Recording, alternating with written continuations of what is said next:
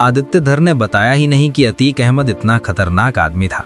तो अतीक ने अपना करियर बहुत छोटी उम्र में शुरू कर लिया था। शुरुआत में अतीक अपने एरिया के पास से जाने वाली मालगाड़ियों से कोयला चुराता था, लेकिन धीरे धीरे इसकी हिम्मत बढ़ती चली गई। और गेस करो उस पर पहला मर्डर केस कब लगा होगा? जब वो क्लास 10 में था। आने वाले सालों में चोरी के साथ साथ एक्सटॉर्शन का धंधा भी शुरू कर देता है और पहला आदमी बनता है जिस पर यूपी में गुंडा एक्ट लगता है। क्या अचीवमेंट है। अब अतीक को एक गॉडफादर मिल जाता है जिसका नाम था चांद बाबा। अतीक इसके गैंग को ज्वाइन कर लेता है और ट्रेनिंग लेता है, लेकिन कुछ टाइम बाद ही अतीक चांद बाबा के खिलाफ एमएलए के चुनाव में खड़ा हो जाता है। और होना क्या था, इलेक्शन की ठीक बाद ही चांद बाबा की हत्या कर दी जाती है। किसने मारा मुझे क्या पता। जो भी हो, अतीक एमएलए बन जाता है और 2004 यानी 25 साल तक लगातार एमएलए बार बार बनता रहता है।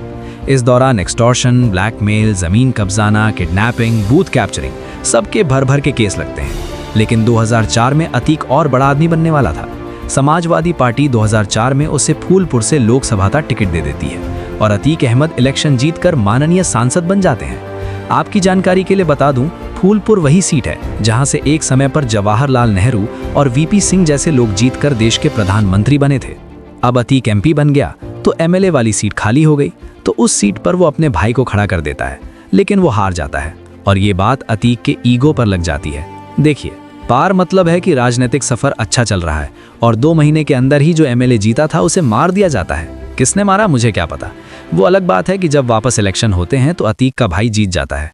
अब 2007 में अतीक को अरेस्ट कर लिया जाता है, लेकिन उसका खौफ इतना था कि जजेस उसका केस सुनने में डर रहे थे। 2009, 12 और 14 में वो इलेक्शन तो लड़ता है, लेकिन तीनों बार हार जाता है। तो फिर वो फिर से गुंडागर्दी वाला रास्ता पकड़ लेता है। उसे पुलिस कस्टडी में ले लिया जाता है और फिर क्या हुआ था वो तो हमने टीवी पर देखा ही था। हिंदू मुस्लिम ऐसी और कहानियों के लिए पेज को फॉलो जरूर कर लेना।